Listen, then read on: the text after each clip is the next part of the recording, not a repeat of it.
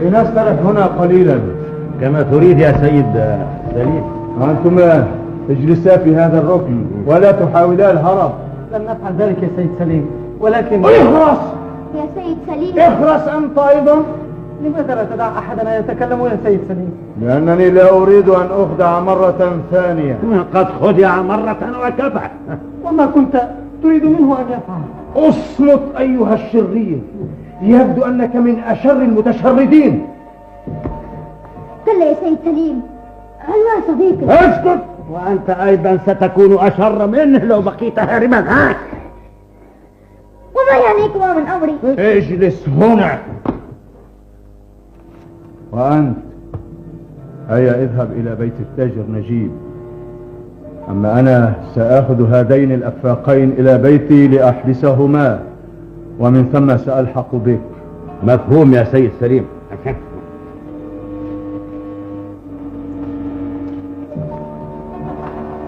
هيا تقدما وأيديكما فوق رأسيكما. هيا.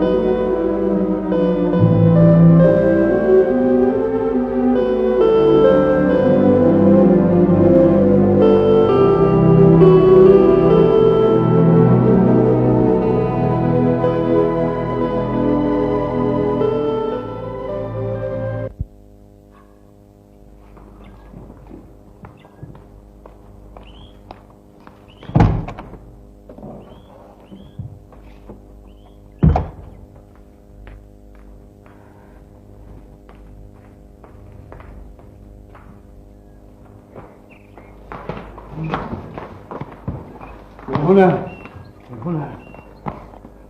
أم نعيم، يا أم نعيم، أم نعيم.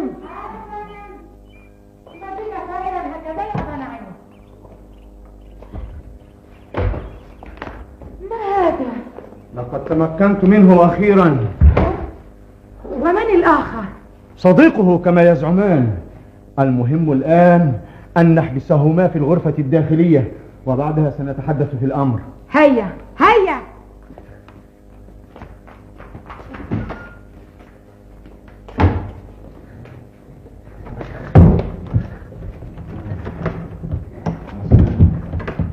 انتبهي إليهما جيدا أثناء غيابي. ها؟ إلى أين أنت ذاهب؟ أنا سأذهب إلى بيت التاجر نجيب، سألحق ببهلوان الذي سبقني إلى هناك. وماذا في بيت التاجر نجيب؟ سيجري بهلوان اتصالا هاتفيا مع أحد أصدقائه في المدينة. ومن هو هذا الصديق؟ شخص ملم بقضية حفيد غالب كروم الهارب، يعرف جده جيدا ويعرف عمته العانس.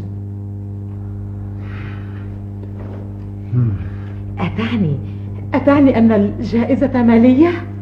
وستكون من نصيبنا يا غندورة. حقا يا سليم؟ أجل، نحن وبهلوان. وهل المبلغ ضخم يا سليم؟ أعتقد. المهم الآن انتبهي إليهما جيدا. ها؟ حسنا، لا تخف، ولكن لا تتأخر. مع السلامة. مع السلامة.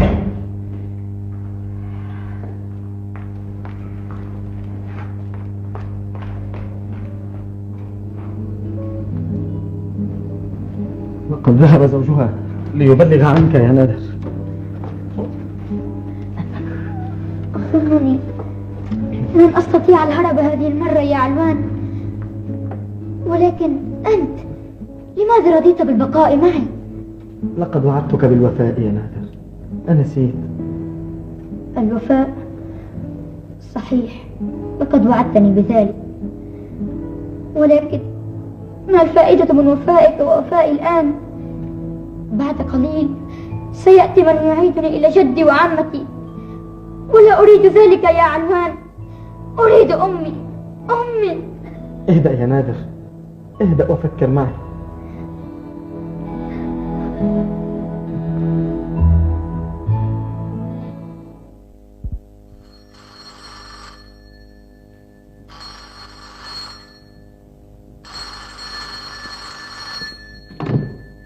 نعم، مخابرة خارجية، قرية الزيتون.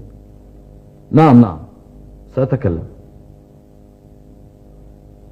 نعم، أعرف بأنك بهلوان وأنت تحدثني من قرية الزيتون. وبعد، ما الذي تقول؟ حفيد غالب كروم عند حارس القرية؟ ما اسمه؟ سليم أبو نعيم. حسنا، إنني قادم إليك يا بهلوان. طبعا هناك جائزة، كن مطمئنا. إلى اللقاء. علي أن أبلغ الشرطة. بعد قليل سيحضر صديقي مرزوق وبعض رجال الشرطة وينتهي الأمر يا سيد نجيب. أي أمر ثاني يا بهلوان؟ أمر الجائزة المالية الباهظة ستكون من نصيبي ونصيب سليم أبو نعيم صديقي. وأنا يا بهلوان ما نصيبي؟ أنت رجل تاجر وميسور الحال والحمد لله، أما أنا وصديقي سليم كما تعلم. أعرف ما تعني يا بهلوان، ولكن هذا لا يمنع إشراكي معكما ولو بقليل، ما دامت الجائزة كما تقول مهمة.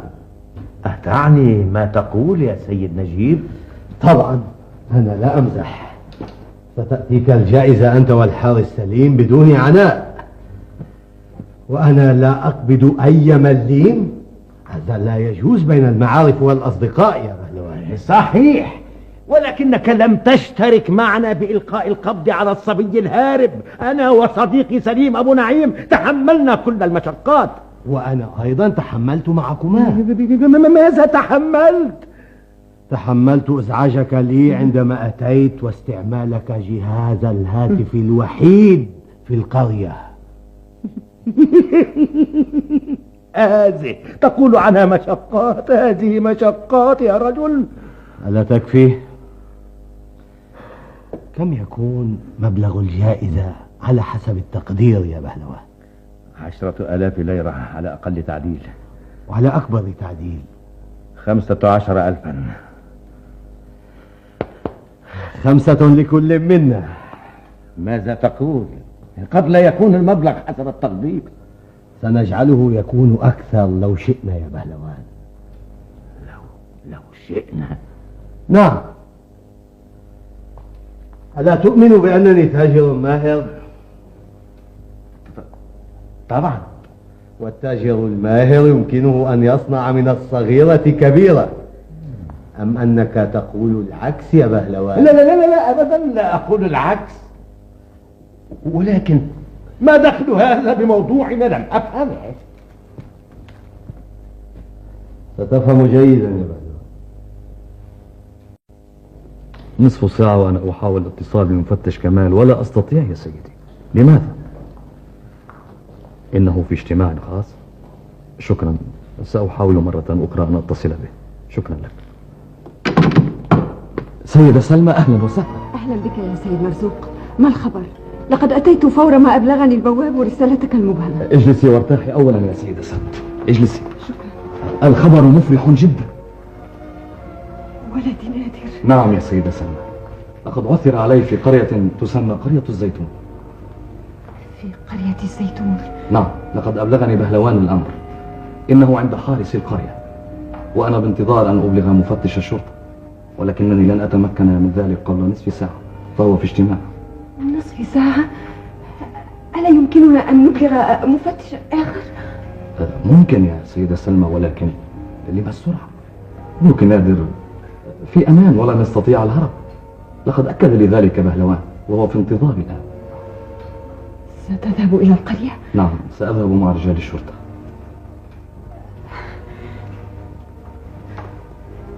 ألا يمكنني أن أذهب معكم؟ وما الفائدة يا سيدة سلمى؟ أريد رؤية ولدي. سترينه بعدما يعود أم قررت أن تعرفيه بنفسك؟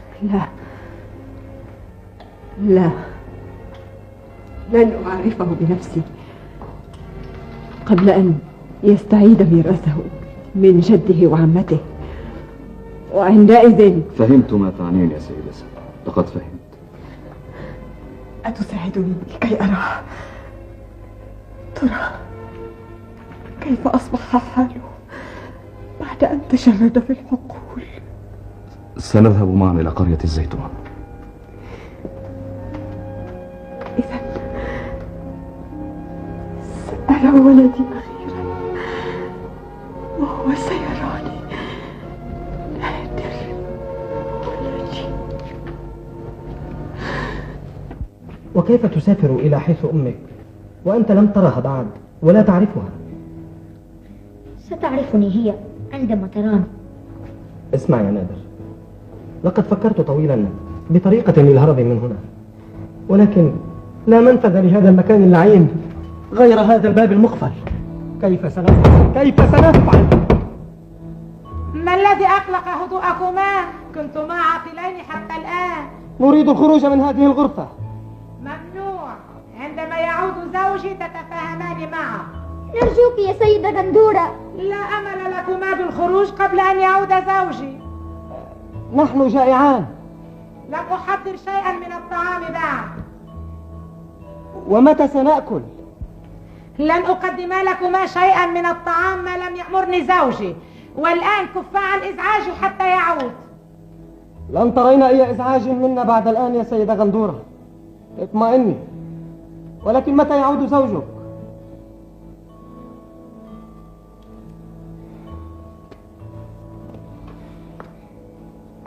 ماذا سنفعل يا علوان؟ وما عسانا أن نفعل يا نادر. لقد قطع الأمل، لأن نبارح هذا المكان ما لم يعد الحارس سليم.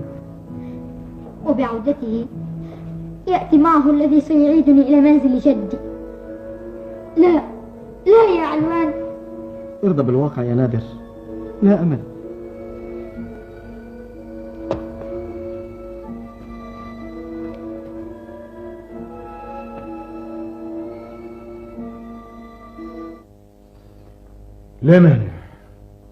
لا مانع يا سيد نجيب. حصل من أهل الصبي أكثر من 10,000 نقبل مشاركتك. وأنت يا بهلوان قبلت؟ قبلت ما دام صديقي يقبل. حسنا، سأعرض عليكما خطتي. تفضل يا سيد نجيب. ولكن قبل كل شيء يجب أن نتأكد من إبعاد جميع من في البيت حتى لا تتسرب إلى أسماعهم الأسرار. حسنا، تأكد يا سيد نجيب، إذ يجب الإسراع قبل وصول المسؤولين. إنك تقول عين الصواب.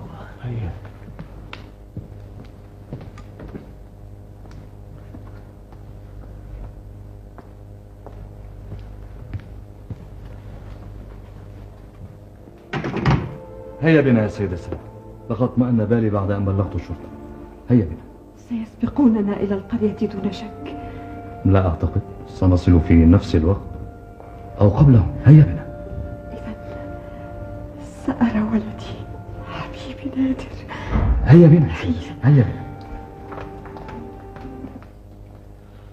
ونضع حفيد غالب كالروم في مكان لا يراه فيه أحد. لكن ماذا سنقول للشرطة؟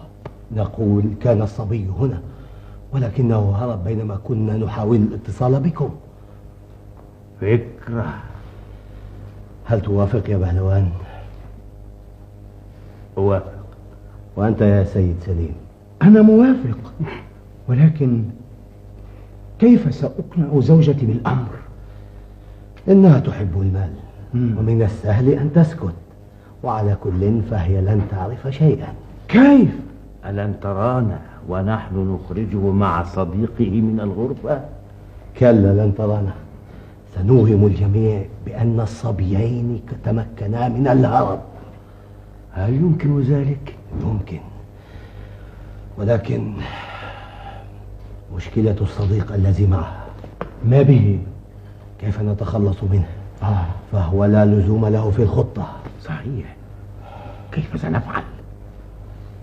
بسيطة، سأتكفل أنا بإبعاد حفيد غالب كظوم عن البيت، وأحبسه مع صديقه في مكان بعيد، وفيما بعد نتدبر أمر الصديق. هيا معي يا سليم. هيا. وأنت يا بهلوان ابقى هنا لاستقبال صاحبك مرزوق.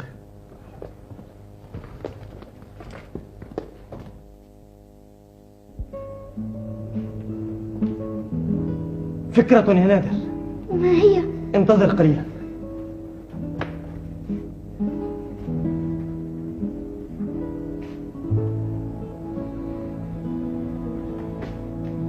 أين الجريدة يا نادر؟ الجريدة معي في جيبي. عظيم، أخرجها بسرعة وافتح طياتها ريثما أعود إليك. حسنا، ولكن لا تعترض يا نادر، يجب أن نعمل بسرعة. افتح الجريدة.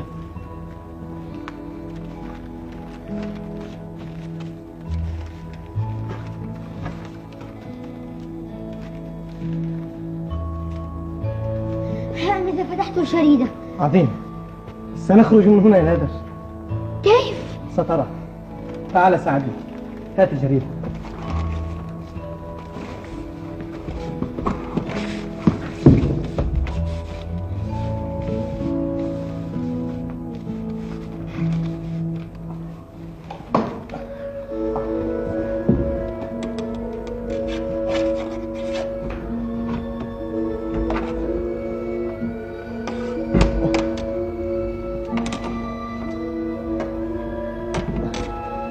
لم يقع المفتاح بعد؟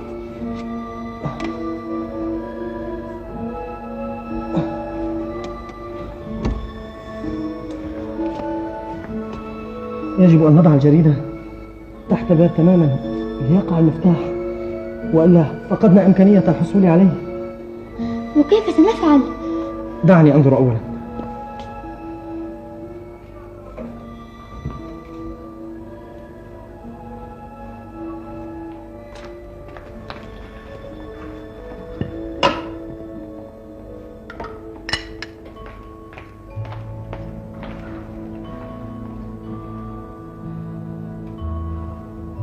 زوجة الحارس تهيئ الطعام.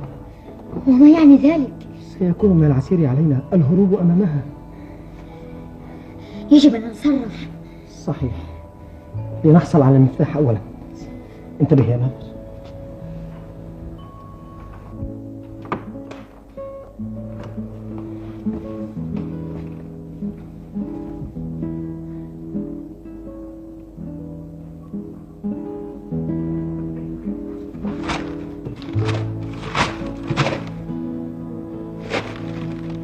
ماذا سنفعل؟ كيف حصل هذا؟ لابد أن سماكة المفتاح حالت دون دخوله لذيك المسافة. لقد ضاعت فرصتنا. لا، لنحاول مرة أخرى يا علوان للحصول على المفتاح. كيف؟ بأية وسيلة يا علوان. لا أريد الرجوع إلى جدي، أريد العيش مع أمي. سأسافر إليها مهما كلفني ذلك من تعب وألم. إنك تتحدث كالرجال الكبار يا نادر. لقد خطرت لي فكرة. ما هي؟ أين سلك الحديد؟ ها هو. ماذا ستفعل به؟ سأحاول للحصول على المفتاح.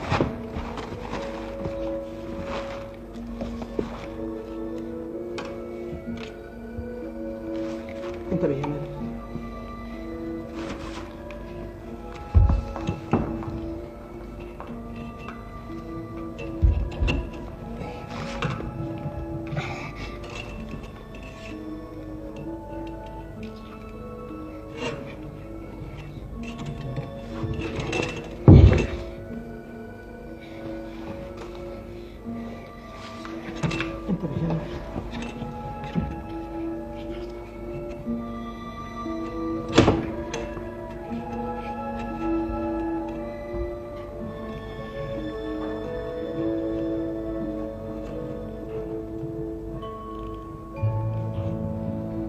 تمام يا نادر.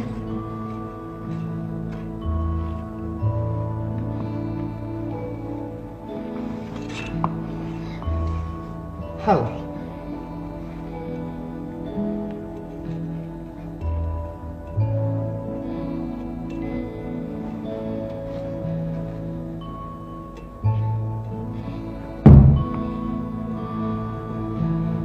أحسنت يا نادر.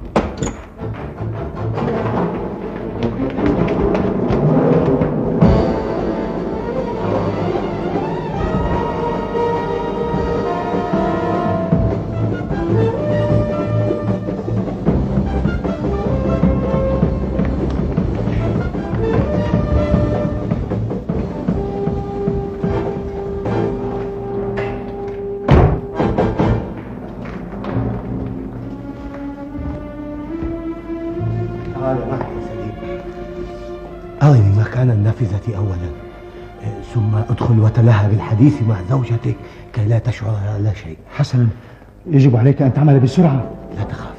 من هنا.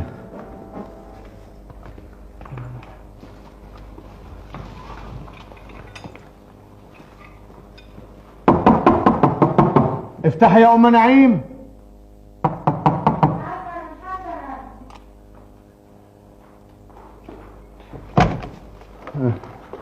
لقد تأخرت يا سليم وقد شغل بالي عليك.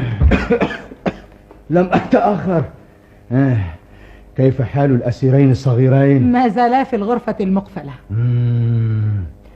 هل تحدثت إليهما؟ أجل، لقد طلبا مني الخروج ولكني قلت لهما ممنوع كما أوصيتني. عظيم عظيم عظيم. وقد طلبا مني شيئا من الطعام. هل قدمت لهما الطعام؟ طبعا لا، ربما حاولا مقاومتي عند فتح الباب. أحسنت يا امرأة، حضري لنا الطعام سنأكل سويا. ألست جائعة؟ نوعا ما، ولكن ألا تخبرني ماذا حصل في المدينة بعد أن اتصل بهلوان بصديقه؟ سأخبرك أثناء الأكل. هيا حضري الطعام. حسنا.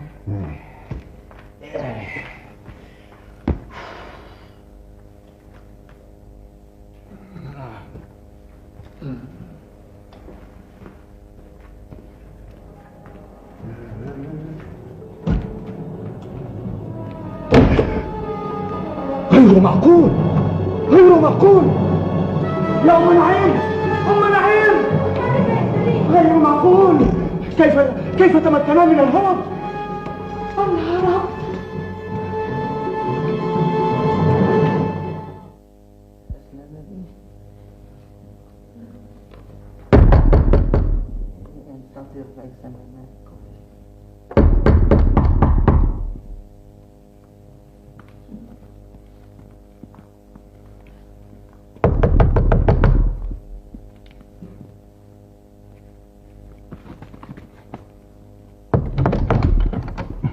أهلا وسهلا، أهلا وسهلا، أهلا وسهلا. مرحبا يا باشا. أهلا بصديقي مرزوق. شقيقة زوجتي أحبت أن ترافقني إلى هذه القرية. أهلا بك وبها يا سيد مرزوق. بقيت هنا بانتظار حضورك. حسنا، أين الصبي نادر؟ في بيت الحارس. هيا بنا إليه. أهو بعيد من هنا؟ نوعا ما. تفضل استرح أنت والسيدة هناك. لا، لسنا بتعبين. صحيح صحيح. ولم التأخر؟ لقد أقبل الليل وعلينا أن نرى نادر قبل أن تتسلمه رجال الشرطة. لم يحضر أحد منهم بعد. ألم تبلغهم الأمر؟ طبعا بلغتهم يا بهلوان، ولكنني أسرعت إلى هنا قبلهم. هيا بنا قبل أن يضيع الوقت. هيا هيا سيدي. هيا.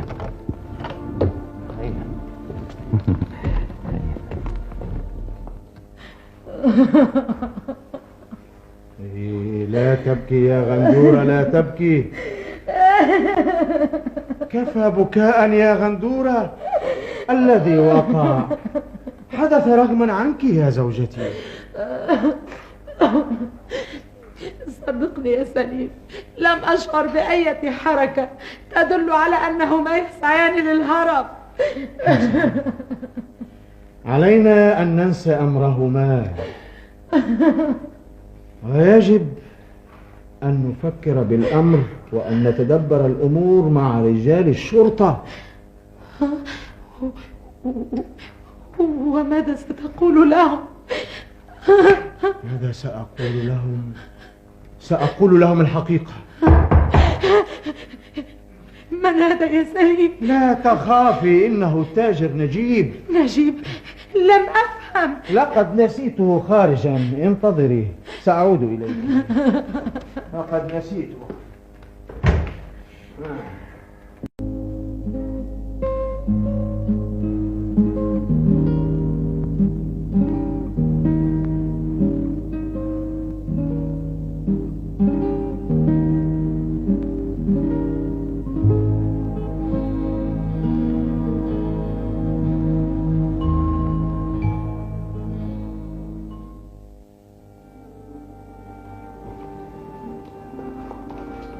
تفضل، هذا هو بيت الحارس سليم. وأخيرا وصلنا.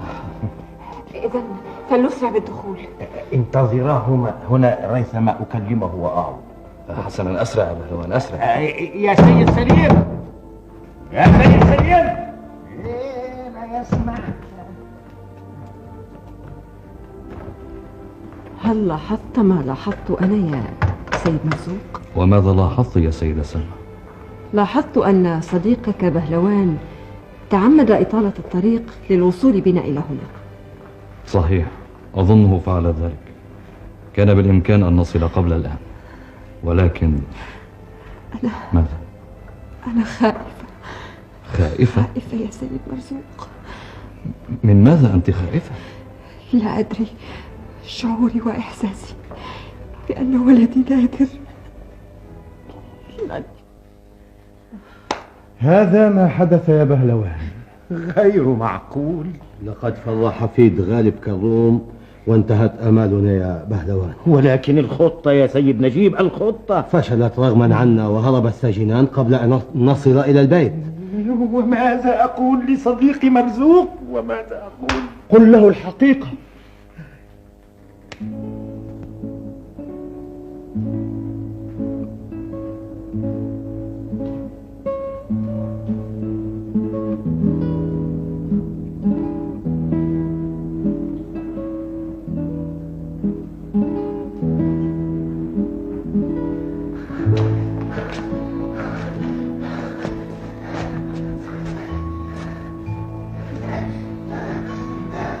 قد ابتعدنا قليلا يا نادر.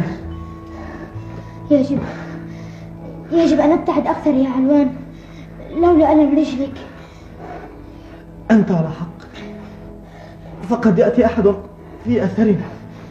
لا بأس، لنسترح قليلا ومن ثم نغير اتجاهنا.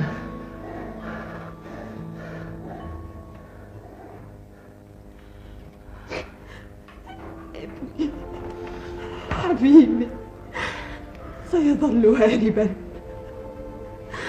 غير معقول، غير معقول. تصبري يا أخت، تصبري. وكيف أتصبر؟ كيف أتصبر وابني وحيد حبيبي هاربا ثارا؟ لقد تحملت الكثير، تحملت أشياء كثيرة، ولكني أريد ولدي، أريد ولدي نادر حبيبي. اهدئي قليلا يا سيدة سلمى، إن البكاء لا يفيد. اهدئي. وما الذي يفيد؟ أخبروني بالله عليكم، ما الذي يفيد؟ انصحوني.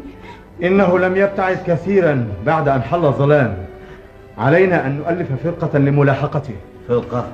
لندع ذلك لرجال الشرطة. قد تأخروا بالحضور، ولكنهم سيحضرون بعد قليل. هذا لا يمنع من تأليف الفرقة.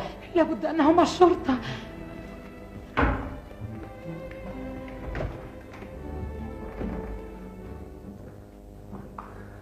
أذهب أنا وتبقى أنت. يجب أن تفعل يا نادر. لا أستطيع متابعة المسير، فقد اشتد ألم رجلي كثيرا. يجب أن أعود إلى البيت في الصباح. أقضي الليلة هنا؟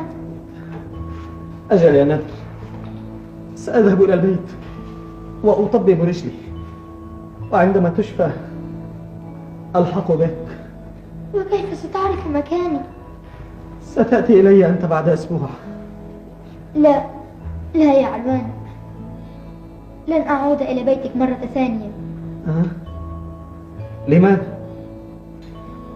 جميع السكان أصبحوا يعرفون قصتي. صحيح، لا داعي لأن تأتي إلي، أنا سأذهب إليك. عندما تشفى رجلي سألحق بك، أنا سأعرف أين ستكون. وكيف ستعرف؟ ستخبرني أنت أين نتلاقى بعد أسبوع. وكيف أتصل بك؟ ابعث لي برسالة. فكرة، فأنا أعرف الكتابة جيدا. وأنا أعرف القراءة، أختي ليلى علمتني. ألم تذهب إلى المدرسة؟ كنت لا أحب الدراسة وأنا صغير، لكني ندمت فيما بعد. تعلمتني أختي ما تعرفه. ما بك؟ إني أتألم كثيرا يا نادر. كل ذلك بسببي أنا. بسببك؟ رباه كم أنا شكرا. مع السلامة، شرفتم.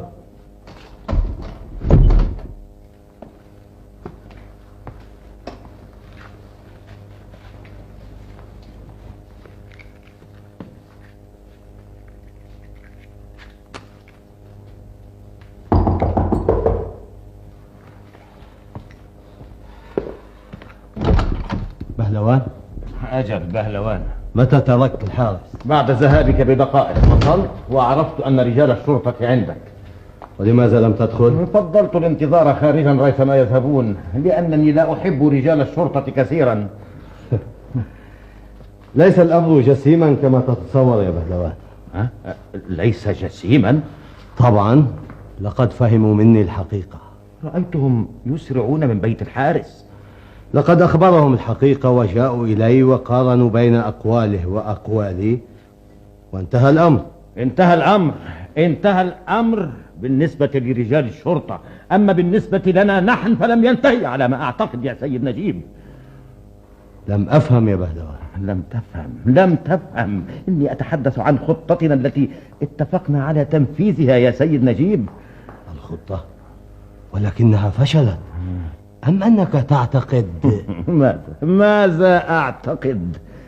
بالحق أنت تاجر ماهر، لقد أحسنت التصرف بكتمانك الحقيقة عن صديق مرزوق ووالدة الصبي السمين.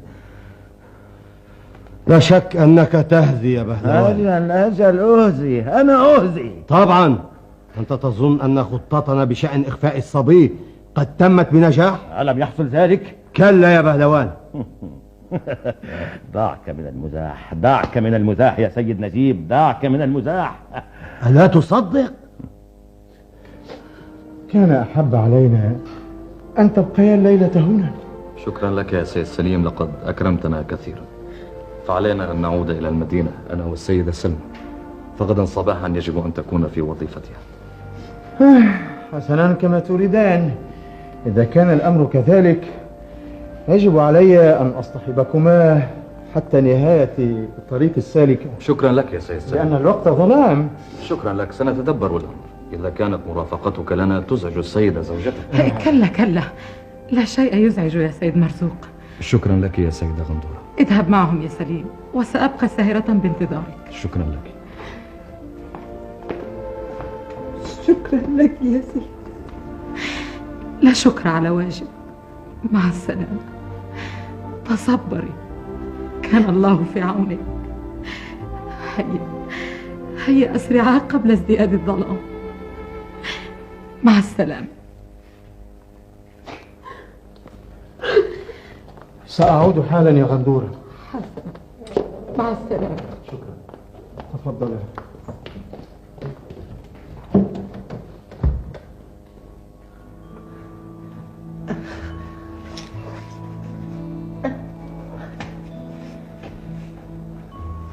إلى اللقاء يا نادر. بعد أسبوع ستصل إليك رسالتي يا علوان. أرسلها إلى دكان السيد بهاء. ستعود للعمل عنده؟ هذا أفضل يا نادر، وهو سيتزوج شقيقتي عما قريب. أنا لا أحقد عليه، جميع الناس يطمعون بالمال. هو واحد منهم، لكنه طيب في نفس الوقت. يجب أن أبدأ المسيرة يا علوان، لن أدع أحدا يلحق بي. اذهب يا نادر، وتأكد بأني سأبقى الصديق الوفي الذي يهمه أمرك. شكرا يا علوان، إلى اللقاء. مع السلامة يا نادر، مع السلامة، مع السلامة.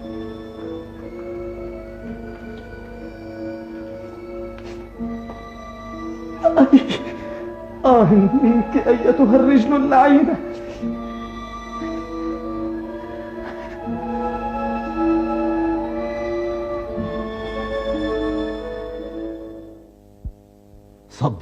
صدق ما أقول يا بهلوان، ودعنا نذهب للنوم. من العار والعيب أن تخدعني أنت والحارس سليم. رباه كيف تقنع يا بهلوان؟ أقسم بشرف أن خطتنا فشلت ولم أخفي الصبيين. لم أقتنع. أنت لا شك مجنون. سأكون كذلك لو صدقت ما تدعيه يا سيد نجيب. أوف، لقد سئمت من التحدث، فأنت لا تفهم. لا أفهم، بل أفهم كل شيء. أفهم وأعرف ألاعبك الجهنمية. لن أرضى بأن تحرمني أنت والحارس سليم من حقي بالجائزة. هكذا وعلى عينك يا تاجر. إنني لن أهتم لأقوالك بعد الآن. سأظل أتكلم، لن أسكت. قل لي، أين أخفيت حفيد غالب كروم؟ أين؟ قل. حسنا، ما دمت مصرا على الإنكار سأعرف كيف أتصرف. طبعا لا تجيب. أنا ذاهب لأخبر رجال الشرطة وسترى. بهلوان تأكد تماما بأنك مخطئ بما تظن، فإذا أخبرت الشرطة سيأتون ولا شك للتحقيق، ولكن لن يجدوا شيئا. ستضطر للاعتراف تحت الضغط، ولا يخفى عليك أساليب رجال الشرطة لمعرفة الحقائق. سأقول لهم كل شيء، ولكن لا فائدة. حفيد غالب كروم فر مع صديقه. صدق يا بهلوان، صدق. لا أعتقد إلا بالبراهين.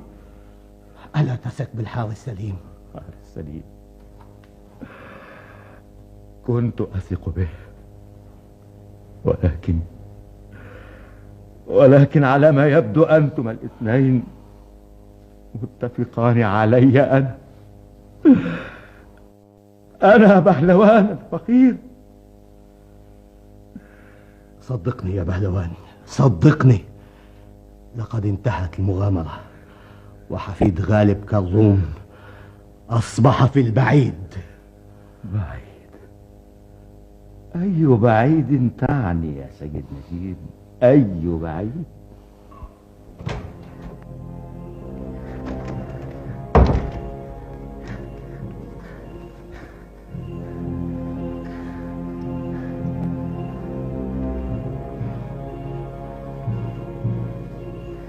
ليلى،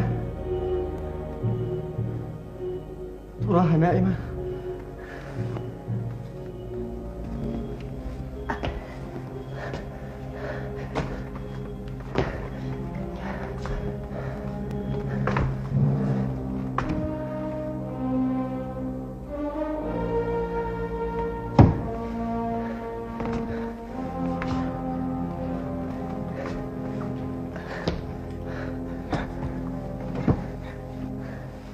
إلى أين ذهبت؟ لابد أنها خافت لتأخري فنامت عند جارتنا أم إبراهيم. أي كم أنا تعب وشقي.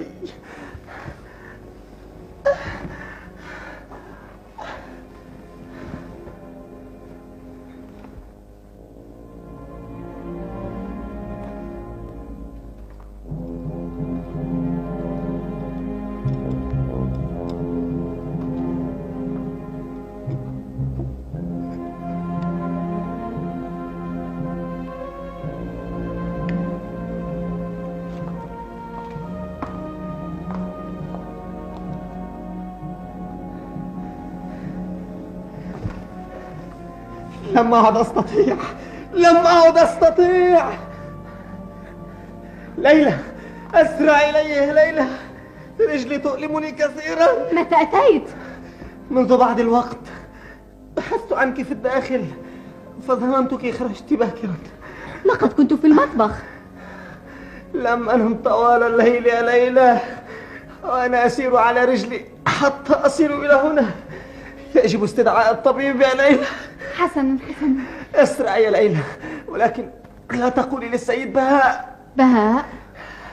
أجل، لا شك سيعلم بأنني قابلت نادر. قابلته؟ أجل، قابلته، وكان في موقف حرج في قرية الزيتون، ولكن الله ساعدني وأنقذته.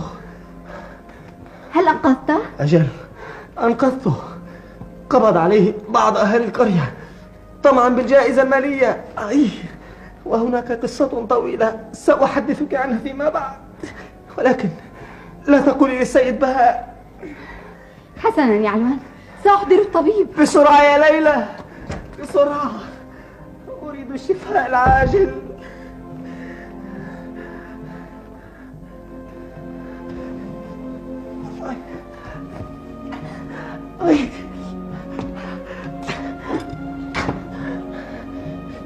أنا جائع.